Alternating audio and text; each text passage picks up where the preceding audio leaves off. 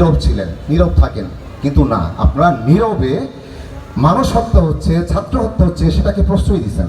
আমরা তো, আপনি কোন বুদ্ধিজীবী, আপনি কোন পলিটিশিয়ান এবং বুদ্ধিজীবী যেখানে আপনাকে রাখতে হয় ওইখানে কি আলোচনা হবে না হবে সেটাকে লাইন আপ করে দিবেন আপনি, বা আপনি সেটাকে দেখবেন যে এখানে কেউ ভুলভ্রান্তি করতেছে কিনা, পলিসিটা ঠিকঠাক আগাচ্ছে কিনা?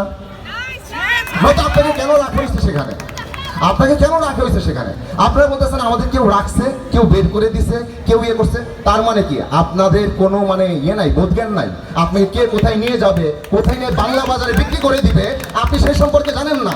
আপনি একটা সংগঠনের সভাপতি সেক্রেটারি হয়ে আছেন আপনারা, অথচ আপনাদের মানে জ্ঞান বুদ্ধি কিচ্ছু নাই। আপনি বাংলা বাজারে বিক্রি করে দেওয়ার পরে বলবেন যে আমরা তো বাংলা বাজারে বিক্রি করে দিছে, আমি কি জানি? আপনি কি বিক্রির যোগ্য?